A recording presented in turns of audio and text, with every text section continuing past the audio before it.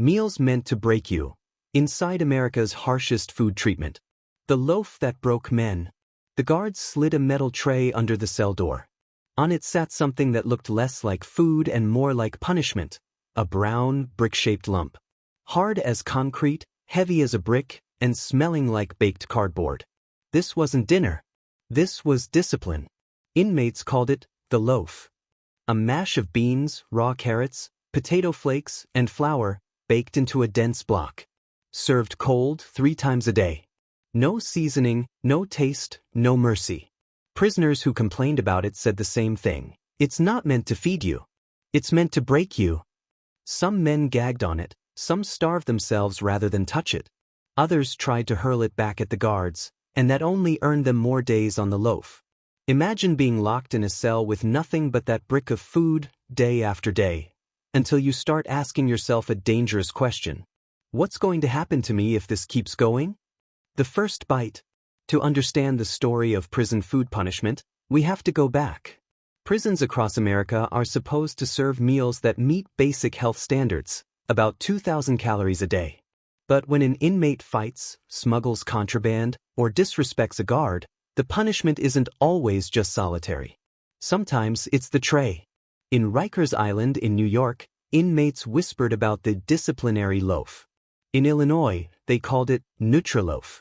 In Pennsylvania, they said food loaf. Different names, same purpose. Strip away comfort until survival itself feels like torture. At first, the loaf doesn't look so bad. It's filling, heavy, packed with starch and beans. But after a few days, prisoners describe nausea, stomach cramps, dizziness. Some say it makes them hallucinate because their body starts rejecting it. But here's the shocking part. This punishment wasn't just rumor. Court documents, news reports, even human rights investigations confirm it. The loaf was real, and it was used in some of the harshest prisons in America. And then came the extreme event that put this food treatment under the spotlight. One prisoner, locked away, isolated, took his loaf, crumbled it into dust, and smeared it across the walls in protest. The guards opened his cell to a scene of chaos. The smell of rot, the stench of sweat, and the writing on the wall, literally written in food. Hunger Games behind bars. The protest wasn't unique. Across the country, inmates began to resist this punishment. Some flushed their loaf down the toilet. Others launched hunger strikes, refusing to eat at all. One former prisoner said, "After 3 days, you stop thinking straight. The smell makes you sick. You'd rather starve." But refusing the loaf didn't stop it. Guards could keep you on it for weeks, sometimes months. The more you resisted, the longer you got stuck with it. This is where the story turns darker. Some prisoners collapsed from weakness. Others were caught trying to trade the loaf, or smuggle it out to prove to lawyers and family what they were being fed. But the real breaking point? One inmate in Pennsylvania collapsed on the floor of his solitary cell. Guards thought he was faking. Minutes later, medical staff rushed in. His body had given up. All from what was supposed to be just food. The silent cells. After the collapse in Pennsylvania, word spread through the prison blocks. Men whispered to each other during yard time, "Did you hear? The loaf put him down." Some prisoners got scared. Others got angry. But most went silent. Life inside the cell on the loaf became a waiting game. Every mealtime, the same knock on the door. Every tray, the same heavy block. No variety. No choice. Just survival. Prisoners described the silence of the tier. No shouting, no banging, no laughter. Just the sound of trays sliding and the dull thud of loaf hitting metal. But the silence didn't last forever. One night in Illinois, a guard doing rounds opened a cell door and was hit in the face, not with fists, not with weapons, but with the loaf itself. A prisoner had been stockpiling the bricks for days, turning them into hard projectiles. The officer fell, bleeding from the nose, humiliated by what was supposed to be harmless food. The punishment had just created a new weapon. When the courts took notice, outside the walls, lawyers started hearing about it. Families of inmates wrote letters. "My son says he's being fed something that makes him sick. Is this legal?" Human rights groups called it degrading. Doctors argued it wasn't nutrition, it was starvation disguised as discipline. In some states, prisoners sued. In Vermont, a case reached the courts where inmates described the loaf as cruel and unusual punishment. Judges began asking, does the Constitution allow a meal designed not to nourish, but to punish? But while the legal battles dragged on, inmates were still being fed the same way. In New York, a man testified that after 10 days of loaf, he developed ulcers. In Florida, another reported losing 15 pounds in just 2 weeks. The low point came when officials tried to defend it. They said, it meets calorie requirements. It's safe. It's not meant to taste good, it's meant to teach discipline. And then came the extreme moment that silenced the courtroom. During one hearing, a guard admitted under oath, yes, we sometimes serve it cold. Straight from the fridge. Hard as a rock. That's the point. Breaking the strongest. For prisoners who were tough, the loaf became the ultimate test. Gang leaders, men known for violence and power inside, suddenly found themselves broken down by food. One inmate, a feared enforcer, bragged he could take any punishment. He lasted 5 days.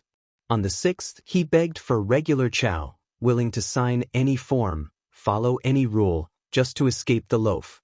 That's when guards realized its real power, not just to feed, not just to punish, but to control. But some men refused to break. Instead, they got creative. A group in Indiana turned their loaf into dice, carving out shapes with plastic spoons. They played games in solitary, trying to laugh at what was supposed to destroy them. Yet the system always found a way to remind them who was in charge. One morning, an inmate who had turned his loaf into dice woke up to a new punishment. His portion had been cut in half. Same cold block, less food. The message was clear, you don't play with this. You endure it. And then the extreme event. That same inmate snapped. He bit into the loaf, chewed, and spat the bloody mixture back at the surveillance camera. His gums had torn open. The prison had made food into a weapon, and it was cutting from the inside out. Mind games on a tray. By now, inmates weren't just struggling with their bodies. They were fighting with their minds. The loaf was repetitive. Morning, noon, night, the same brown brick. Some prisoners said just smelling it made their stomach turn. Others swore the taste haunted them in their sleep. Psychologists who later studied the punishment said this was no accident. The monotony was designed to strip away comfort, to make men crave the smallest change. Even a packet of salt, even a slice of bread, those became luxuries. The low point came when inmates started hallucinating. One man claimed he saw his loaf crawling with worms. Another swore he could hear whispers coming from the tray. Guards laughed it off, saying it was just hunger and stress. But the mind games turned dangerous one night in solitary. An inmate in Ohio began screaming at the top of his lungs. Guards rushed in and found his tray smashed against the wall.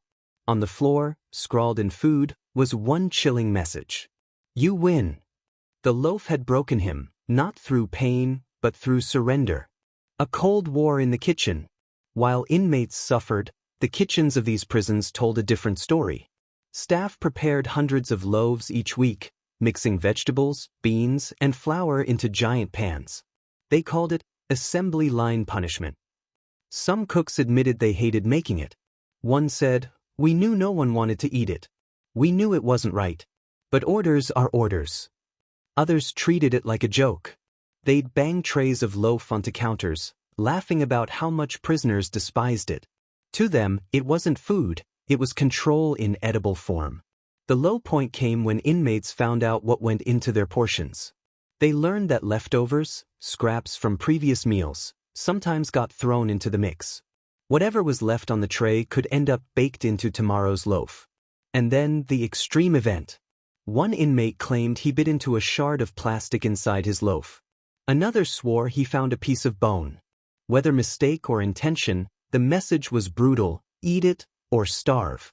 When survival turned savage. After weeks on the loaf, desperation spread. Some inmates began hoarding crumbs, saving bits to barter.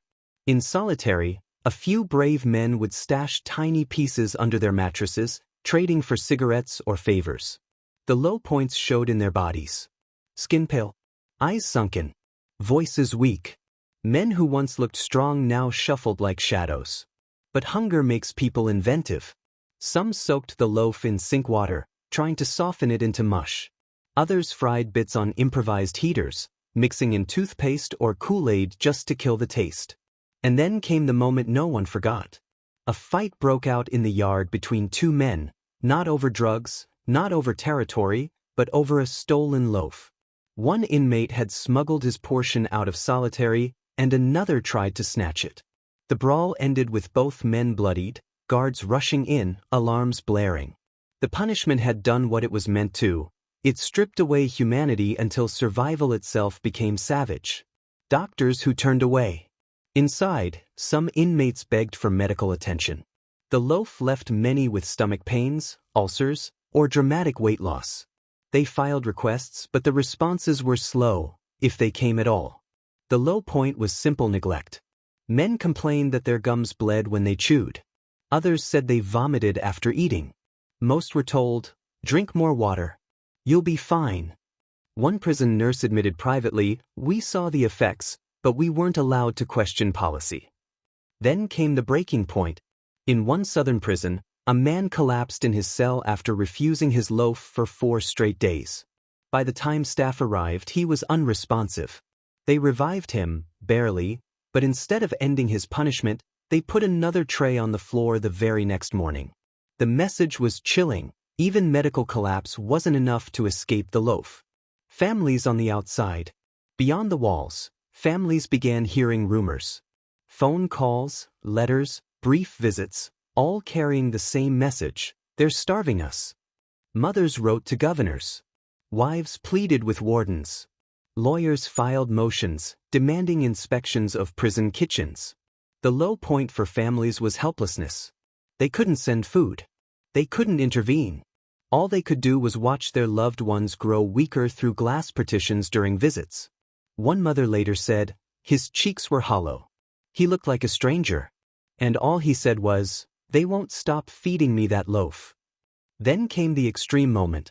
At a protest outside a courthouse, a former inmate held up a tray with a real loaf he'd smuggled out after release. Reporters took photos as he shouted, "This is what they give you to break you. This is not food. This is punishment." The images spread nationwide, sparking outrage. But inside prison, nothing changed. The riot that almost was. Inside one Midwestern facility, tension over the loaf reached a boiling point. The low point came when a block of 20 inmates were all placed on the punishment diet at the same time. Morning after morning, tray after tray, the silence grew heavier. Whispers spread. They began talking through air vents, banging on pipes, passing messages. Plans started forming. If they couldn't eat, they would fight. And then the extreme moment exploded. One afternoon, guards entered with the trays. Instead of eating, inmates hurled their loaves out of their cells, shouting, banging, cursing. It wasn't a full riot, but it was close. Dozens of bricks of loaf littered the tier like rubble. Alarms sounded. Backup units stormed in. Inmates were dragged out, shackled, sprayed with chemical irritants. The punishment designed to control them had nearly set the prison on fire. The laws that failed. As word spread about the loaf, lawmakers were forced to respond. Some states debated bills to ban it. Experts testified, calling it psychological torture disguised as food. The low point was politics. Hearings dragged on. Politicians argued about costs, discipline, and public image. Some claimed, taxpayers don't want prisoners eating better than they do at home. For inmates still living it, those debates meant nothing. The trays kept sliding under the doors. And then the extreme moment. During a legislative visit to one prison, a lawmaker asked to see the loaf. Staff brought out a tray. The official picked it up, sniffed it, and nearly gagged in front of reporters. Cameras caught it all. The footage went viral. For the first time, the public saw just how inedible the punishment looked. Games of power. Inside, the loaf became more than just a punishment. It turned into a game of power between guards and prisoners. The low points were subtle humiliations. Guards would slam trays down harder than needed, smirking. They'd taunt inmates with the smell of real chow before sliding in the same cold block of loaf. One prisoner later said, "It wasn't just the food. It was the way they gave it to you, like you were less than human." And then came the high point of resistance. An inmate in New York tried something bold. He shaped his loaf into a letter, drying it under the heat vent, and mailed it out to his lawyer as evidence. The extreme moment? The package arrived crushed, moldy, and foul-smelling, proof of what was happening inside. That piece of food became Exhibit A in a lawsuit. When bodies shut down, weeks of the loaf wore bodies thin. Prison doctors reported weight loss of 10, 20, even 30 pounds in some cases. Joints ached. Energy drained. The low point was survival instinct. Some men ate just enough to stay alive, then pushed the rest aside. Others tried to ration bites, stretching the block to last hours so the hunger wouldn't hit all at once. But the human body has limits. One inmate, once strong, broad-shouldered, and feared, became frail. He stopped standing during head counts. He stopped responding to guards. And one morning he never got up at all. The extreme moment came when officers dragged his body out, emaciated and limp, with the uneaten loaf still sitting on his tray. The lawsuit wall.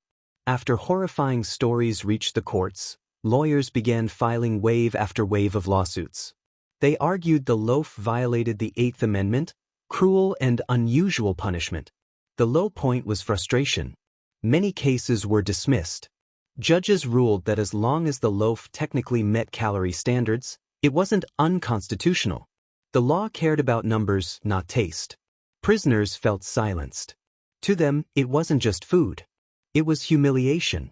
And then came the extreme moment. In one courtroom, an inmate was brought in to testify. He lifted his shirt and showed his ribs, sharp as knives under his skin. The jury gasped. That single image, a body carved thin by punishment food, hit harder than words ever could. Smuggling the truth. Inside, prisoners kept finding ways to expose what was happening. The low point was secrecy. Guards confiscated letters, censored complaints, and warned inmates that talking to lawyers would bring more days on the loaf. Still, some found ways around it. Men scratched messages on the bottom of trays, hoping workers in the kitchen would see. Others whispered stories to chaplains or teachers. And then came the high-risk extreme event. One inmate smuggled out a loaf hidden inside a shoebox during release. When he showed it to reporters, hardened journalists refused to taste it. One even spat after just sniffing it, calling it inedible. That smuggled brick became headline news. Desperation turns deadly. The punishment dragged on in prisons across the country. For some men, weeks turned into months. The low points were quiet defeats. Inmates losing weight. Men lying on bunks, staring at walls. Hunger dulling their spirits until they barely spoke. But desperation always finds an outlet. One night in a Midwestern prison, a man snapped. He broke the hard loaf into jagged edges, sharpening it like a stone. When guards opened the door, he lunged.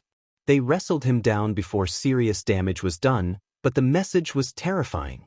The food that was meant to control had now become a weapon of war. Public outcry. As these stories leaked, the outside world began to stir. Families protested. Newspapers ran headlines. Advocates demanded bans. The low point was disbelief. Some Americans shrugged it off, saying, "They're prisoners. They deserve punishment." Others argued back. Even prisoners are human. Food should not be torture. But then came the extreme event that shifted everything. In one state, a jury ordered the prison system to pay damages after an inmate's health collapsed from weeks on the loaf. For the first time, officials were forced to admit the truth. Punishment food wasn't just cruel, it was costly. The experiment. Rumors spread that in some prisons, officials pushed the punishment even further. Instead of days on the loaf, some inmates claimed they were kept on it for weeks at a time, almost like an experiment. The low point was endurance. Men described losing hair, breaking out in rashes, even fainting during roll call. Guards dismissed it as weakness. But one prison doctor secretly documented the effects. He took photos of men before and after their punishment, keeping records hidden in his drawer. And then came the extreme moment. One of those photos leaked. It showed an inmate after 30 days on the loaf, skeletal, hollow, and nearly unrecognizable. The image shocked even hardened prison officials. It was proof the food wasn't just discipline. It was destruction. Inside the kitchen uprising. The kitchen workers, often inmates themselves, eventually pushed back. The low point was silence. Most kitchen workers followed orders, afraid of being punished themselves. They baked pan after pan of loaf, watching as trays disappeared behind steel doors. But then a small act of rebellion. One kitchen worker whispered to a fellow inmate, "I'll slip you salt tomorrow. Just hold on." The extreme event followed quickly. When guards found out, the worker was yanked from the kitchen, cuffed, and thrown into solitary. From that day forward, everyone understood, even helping make the loaf more edible was a crime inside a crime. The breaking point. After months of protests, lawsuits, and outrage, pressure began to build from every side. The low point came in daily routine. Prisoners still woke to the same block on their tray. Guards still shoved it through the slot with indifference. To the men inside, nothing seemed to change. But outside, lawmakers, courts, and media were circling. Reports piled up, documenting weight loss, medical issues, and psychological damage. And then the extreme event hit. One state officially banned the loaf after an investigation revealed multiple prisoners had been hospitalized during their punishment. The announcement was read over the prison intercom. Inmates listened in stunned silence, a rare moment when the outside world actually reached the inside. For the first time, there was hope. When the courts cracked, the lawsuits didn't stop. Each case added more testimony, inmates describing vomiting, dizziness, even hallucinations. Photos of the loaf circulated, shocking the public. The low point was the grind of bureaucracy. Some cases were dismissed, others dragged on for years. Prisoners still lived with the daily brick while courts argued technicalities. But then the extreme event broke through. A federal judge finally ruled that the loaf, as served in one state, did violate the Constitution. His words were sharp. Punishment meals designed to humiliate and weaken have no place in a civilized system. For the first time, the system itself admitted what prisoners had always known. The last tray. Inside one prison, news of the ruling spread fast. Inmates passed word cell to cell, whispering, "It's over. They can't feed us that brick anymore." The low point was uncertainty. Some didn't believe it. Others feared guards would keep serving it anyway. Trust in the system was gone. Then the extreme moment came at breakfast. Instead of the brown loaf, guards slid in a tray with real food, eggs, bread, fruit. For men who had lived on punishment rations for weeks, it was almost surreal. Some cried. Some laughed. Some just stared in disbelief. The loaf was gone, at least in that state. But not everywhere. Even after bans in some states, others clung to the loaf. Officials defended it as cost-effective, legal, and necessary. The low point was uneven justice. In one state, prisoners finally ate normal food again. In another, men were still gagging on the brick, day after day. The system wasn't uniform. And then came the extreme event. A national investigation revealed that at least half a dozen states still quietly used the loaf in their prisons. The story hit the headlines, sparking national outrage all over again. The punishment wasn't dead. It had just gone underground. The memory that lingers. For prisoners who survived the loaf, the memory never left. Even years later, former inmates described nightmares about the taste, the smell, the humiliation. The low point was trauma. Some couldn't eat certain foods anymore. Others gagged at the smell of beans or potatoes, haunted by the memory of the loaf. But the extreme moment was a confession. One man, after his release, stood in front of a crowd at a prison reform rally. He held up a brick of homemade loaf as a symbol. His voice shook as he said, "It wasn't meant to feed us. It was meant to break us." And for a while it did. The crowd went silent. That silence said it all. The hidden cost. Behind closed doors, prison budgets revealed a dark truth. The loaf wasn't about saving money. In fact, preparing it sometimes cost more than serving regular meals. The low point was deception. Officials claimed it was cheap, efficient, and necessary for discipline. But records showed otherwise.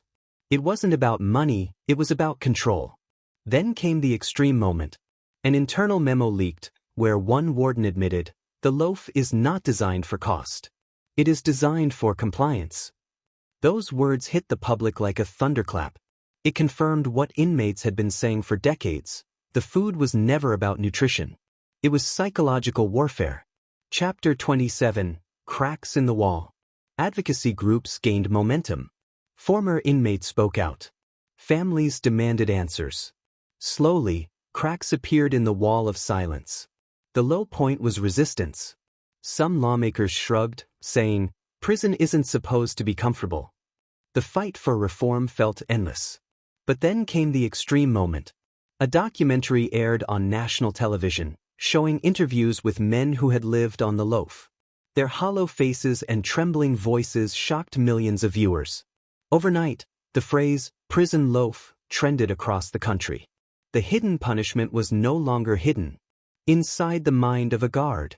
Not all correctional officers supported the loaf. Some admitted it was hard to watch. The low point was guilt. One retired guard confessed, "I used to slide that tray under the door and look away. I knew it wasn't right, but I didn't want to lose my job." But others defended it fiercely. To them, the loaf was a tool, a way to keep violent inmates in line. They insisted it prevented fights, riots, and chaos. Then the extreme moment. One former officer revealed that during a lockdown, entire blocks were placed on the loaf, not just the troublemakers. Dozens of inmates punished at once, regardless of guilt. It wasn't discipline anymore. It was collective suffering. The fight isn't over. Even today, the legacy of the loaf lingers. Some states have banned it, others have replaced it, but whispers suggest it still exists in hidden corners of the system. The low point is uncertainty. No one knows exactly how many prisons still use it. Official records are vague. Some states refuse to answer questions at all. And then the extreme moment. A recent investigation uncovered that prisoners in one facility were still being fed a variation of the loaf, renamed, repackaged, but unmistakably the same punishment brick. It proved the story wasn't over. Echoes in the dark. Even after bans and lawsuits, whispers continued inside America's prisons. The low point was secrecy. Former inmates shared rumors that the loaf still showed up under new names: disciplinary meal, control diet, restricted tray. Different words, same punishment. Some prisons refused to confirm or deny it. Others simply ignored the question. And then came the extreme moment. A leaked inspection report showed one facility still serving the loaf in 2023, proving the punishment never truly disappeared. It simply hid in the shadows. The human toll. For the men who lived it, the scars lasted long after release. The low point was trauma. Some former inmates couldn't eat certain foods without gagging. Others admitted they skipped meals outside prison because they'd rather go hungry than relive the memory of that brick. One man said, "It follows you. Taste the smell. You never forget it." It wasn't just food. It was punishment that got inside your head. And then came the extreme moment. At a support group meeting, a former inmate broke down crying while describing the loaf, and everyone in the room, men who had never met before, nodded silently. They all knew the taste. They all knew the pain. The bigger question. The story of the loaf leaves us with a bigger question. What should punishment in prison look like? The low point is the moral divide. Some argue that prisons exist to punish, and discipline must be harsh. Others argue that cruelty breeds only more violence, and that food should never be weaponized. And then the extreme moment of reflection. A criminal justice reformer put it simply: if you strip someone's humanity away with food, don't be surprised if they come out broken.